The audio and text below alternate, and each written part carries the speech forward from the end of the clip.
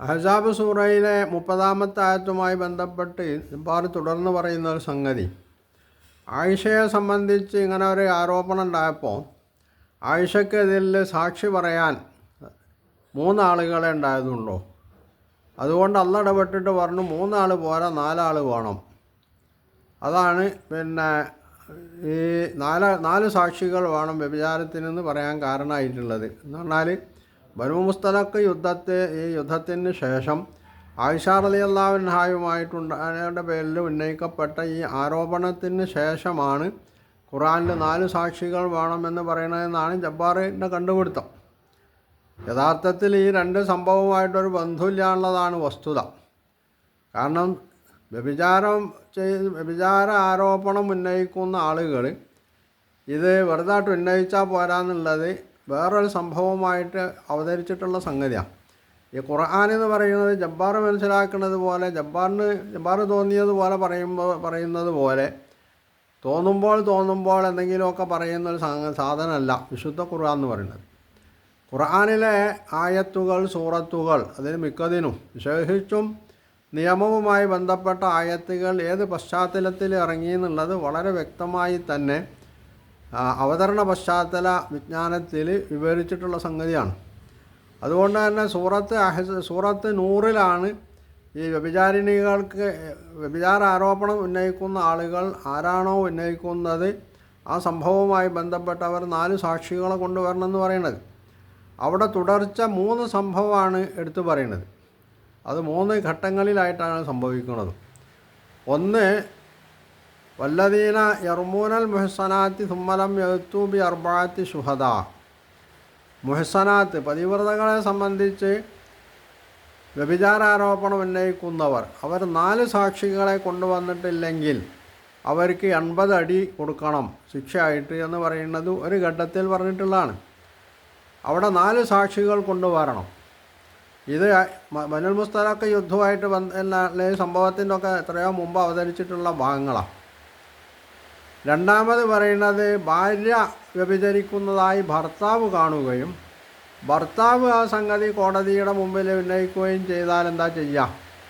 അവിടെ നേരത്തെ പറഞ്ഞ 4 സാക്ഷികളെ കൊണ്ടുവരണം എന്ന് പറഞ്ഞാൽ പ്രായോഗികമല്ല. കാരണം ഭർത്താവ് തൻ്റെ വീട്ടിലേക്ക് കയറി ചെല്ലുമ്പോൾ ഭാര്യ വേറെ ആരോ ഒന്നും കൂടെ കിടക്കണമാണ് കാണുന്നത്, വ്യഭിചരിക്കണമാണ് കാണുന്നത്. ആ സമയത്ത് ഭർത്താവുമായിട്ട് 4 സാക്ഷികളുണ്ടാക്കാൻ ഏതായാലും മെനക്കെടൂല. അവിടെ മറ്റു ചിലതാണ് നടക്കുക. അപ്പോൾ അത് കോടതിയിലെത്തിയാൽ ഭർത്താവിനോട് ഇങ്ങനെ 4 സാക്ഷികളെ കൊണ്ടുവരണം എന്ന് പറയാൻ പറ്റുമോ?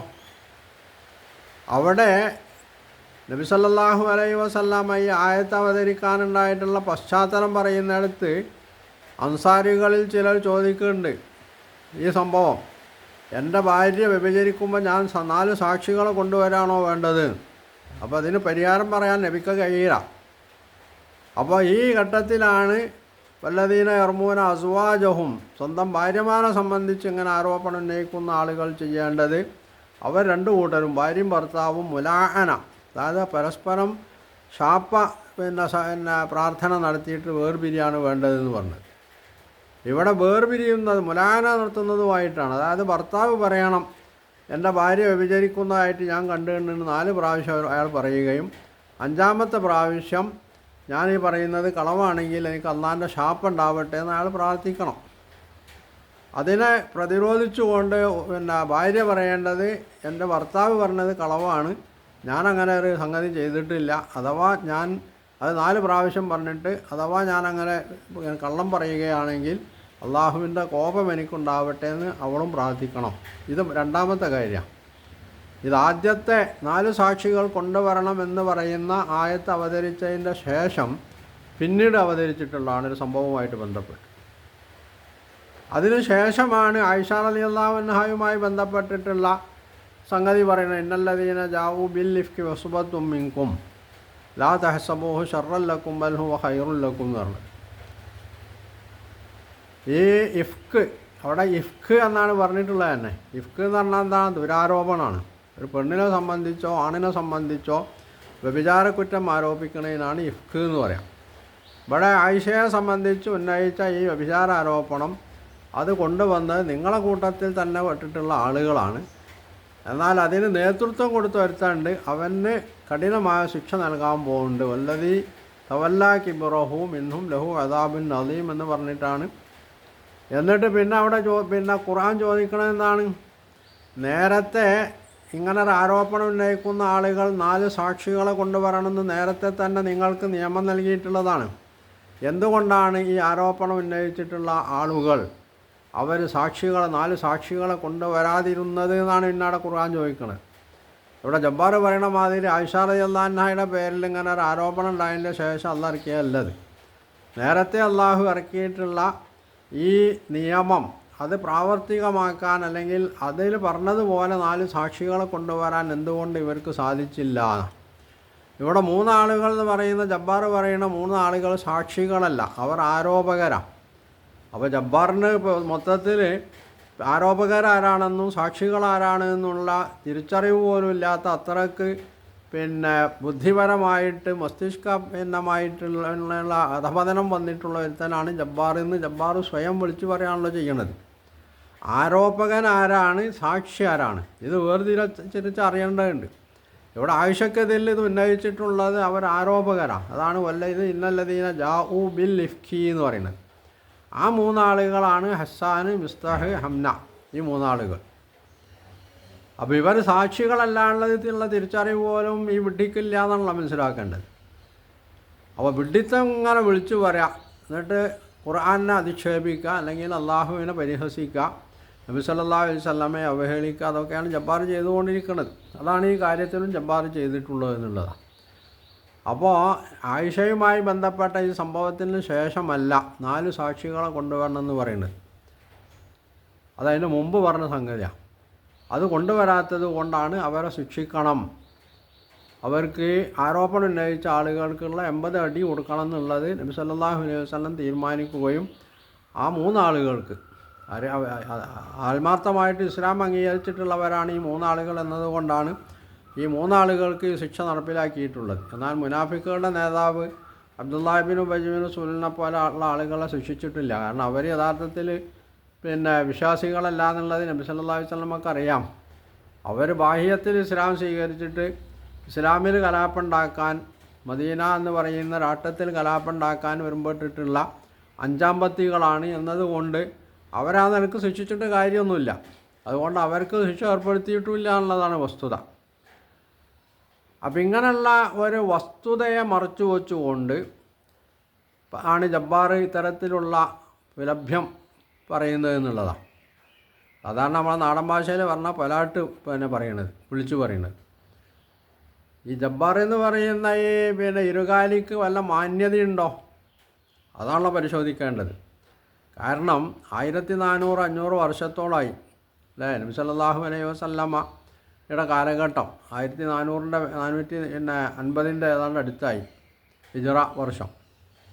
അപ്പോൾ ഈ ഘട്ടത്തിൽ സംഭവിച്ചൊരു സംഭവത്തെ യാതൊരു ഉത്തരവാദിത്വ ബോധമില്ലാതെ, മാന്യതയില്ലാതെ ആയിഷ റളിയല്ലാഹു അൻഹ വ്യഭിചരിച്ചു, സുഫ്വാനുമായിട്ട് ബന്ധപ്പെട്ട് വ്യഭിചരിച്ചു എന്നും 2 ദിവസം ചുറ്റിക്കറങ്ങി എന്നൊക്കെ ഇത്തരത്തിൽ കള്ളം പറയണമെങ്കിൽ ഇവൻ്റെയൊക്കെ മനസ്സിലിരിപ്പ് എന്താണെന്നുള്ളത് മനസ്സിലാക്കാൻ കഴിയുന്നൊരു സംഗതിയാണ്. അപ്പോൾ എങ്ങനെയും അവഹേളിക്കാൻ ഇവർക്ക് യാതൊരു മടിയില്ല എന്നുള്ളതാണല്ലോ അതിൻ്റെ അർത്ഥം. അല്ലെങ്കിൽ ഇവന് അല്പമെങ്കിലും മാന്യത ഉണ്ടെങ്കിൽ ഇവനുണ്ടല്ലോ ഭാര്യയും പെൺകുട്ടികളും ഒക്കെ, അതോ മനസ്സിലാക്കണ്ടേ? അപ്പോൾ സ്വന്തം ഭാര്യയ്ക്കെതിൽ, സ്വന്തം പെൺകുട്ടികൾക്കെതിൽ ഇതുപോലെ ഒരാൾ ആരോപണം ഉന്നയിച്ചാൽ അവനെന്താ ചെയ്യുക? അപ്പോൾ അവൻ പറയും എൻ്റെ ഭാര്യ വ്യഭിചരിച്ചിട്ടുണ്ട്, എൻ്റെ പെൺമക്കൾ വ്യഭിചരിച്ചിട്ടുണ്ട് എന്നാണോ അവൻ പറയാം? അതോ ആ ഭാര്യയെയും പെൺമക്കളെയും സംരക്ഷിക്കാനും അവർക്ക് നിയമത്തിൻ്റെ ആനുകൂല്യങ്ങൾ കൊടുക്കാനുമായിരിക്കും അവൻ പണിയെടുക്കുക.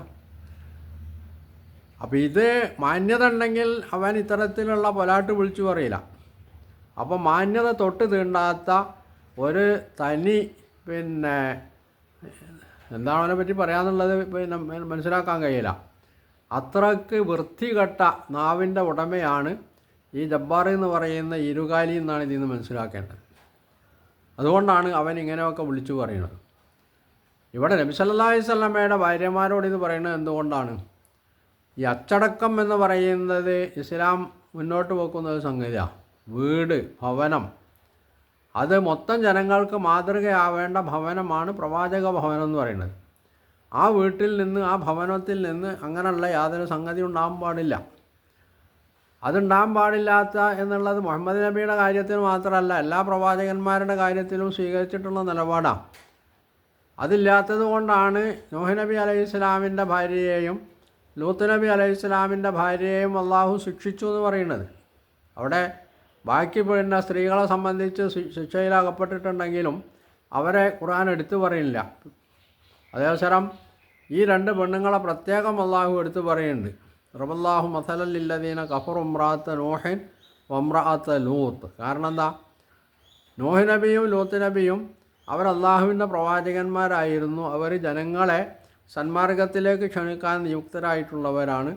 സമൂഹത്തിൽ കളിയാടുന്ന തെറ്റായിട്ടുള്ള പ്രവണതകളെ എതിർക്കുന്നവരാണ്.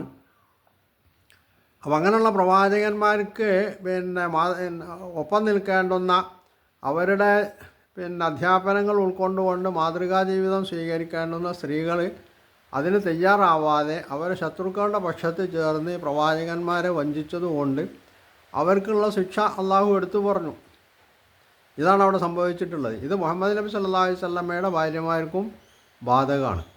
അതുകൊണ്ട് അവരുടെ ഭാഗത്ത് നിന്ന് ഒന്നും ഉണ്ടാകാൻ പാടില്ല എന്ന് അവരെ ഉപദേശിക്കുകയാണ് ഇവിടെ വിശുദ്ധ ഖുർആൻ ഇതിലൂടെ ചെയ്യണത്. അപ്പോൾ അവർക്ക് അങ്ങനെ അവർ വല്ലതും സംഭവിച്ചാൽ ഇരട്ടി ശിക്ഷ കൊടുക്കുമെന്നുള്ളത് അവർക്ക് നൽകുന്ന താക്കീത് തന്നെയാണ്. മനുഷ്യനെ ചിലപ്പോൾ ചില സംഗതികൾ പറഞ്ഞ് പേടിപ്പിച്ച് നിർത്തേണ്ടി വരും. കാരണം മനുഷ്യന് പറഞ്ഞാൽ അങ്ങനെയാണ്, അവന് പേടില്ലെങ്കിൽ അവൻ എന്തിനും മുതിരും. അതാണായാലും പെണ്ണായാലും ഒക്കെ സംഭവിക്കും. അതുകൊണ്ട് ഇവിടെ ഭാര്യമാർക്ക് താക്കീത് നൽകുന്നു, അത്തരത്തിലുള്ള ഒരു സംഗതിയും ഉണ്ടാവാതെ നിങ്ങൾ സൂക്ഷിക്കണം. ഇതാണ് 30-ാമത്തെ ആയത്തിൽ മയ്യത്തി മിൻകുന്ന ബിഫാഹിഷത്തിൻ മുബയ്യിനത്തിൻ യുളാഫു ലഹൽ അദാബു ദൈഫൈൻ എന്ന് പറയുമ്പോൾ നിങ്ങളുടെ കൂട്ടത്തിൽ ആരെങ്കിലും വ്യക്തമായ മ്ലേച്ഛവൃത്തി ചെയ്യുകയാണെങ്കിൽ അയാൾക്ക് ഇരട്ടി ശിക്ഷ നൽകും. അള്ളാഹിനെ സംബന്ധിച്ച് അത് അത്ര പ്രയാസമുള്ള കാര്യമല്ല, എളുപ്പമുള്ള കാര്യമാണ് ശിക്ഷിക്കുക എന്നുള്ളതെന്നൊക്കെ പറയുന്നത്. ഇത് മനസ്സിലാക്കാനുള്ള ബുദ്ധി ഇല്ലാതെ ബുദ്ധി മരവിച്ചു പോയ യുക്തിവാദിയെ സംബന്ധിച്ചിടത്തോളം അവനിങ്ങനെയുള്ള പൊലാട്ട് വിളിച്ച് പറഞ്ഞില്ലെങ്കിൽ അത്ഭുതമുള്ളൂ. അപ്പോൾ ജബ്ബാറിനെ പോലുള്ള യാതൊരു നിയന്ത്രണമില്ലാത്ത യുക്തിവാദികൾ അവരേറ്റവും ചുരുങ്ങിയത് സ്വന്തം വീട്ടിലെ പെണ്ണുങ്ങളെ എങ്കിലും മനസ്സിലാക്കിയിട്ട് അവരുടെ കാര്യത്തിലാണ് ഇങ്ങനെയുള്ള ഒരാരോപണം വരുന്നതെങ്കിൽ എന്താണ് അവർ ചെയ്യാനുള്ളത് മനസ്സിലാക്കിയിട്ടെങ്കിലും അവർ പ്രവർത്തിക്കണം എന്നുള്ളതാണ്. അല്ലാതെ തോന്നിയാസം വിളിച്ച് പറയല്ല ചെയ്യേണ്ടത്. ഇവിടെ ജബ്ബാർ ചെയ്തിട്ടുള്ളത് ആയിഷ റളിയല്ലാഹു അൻഹയുടെ പേരിൽ ഒരു തെളിവും ഇല്ലാതെ ഈ തോന്നിയാസം ആരോപിക്കുകയാണ് ചെയ്തിട്ടുള്ളത് എന്നുള്ളതാണ്.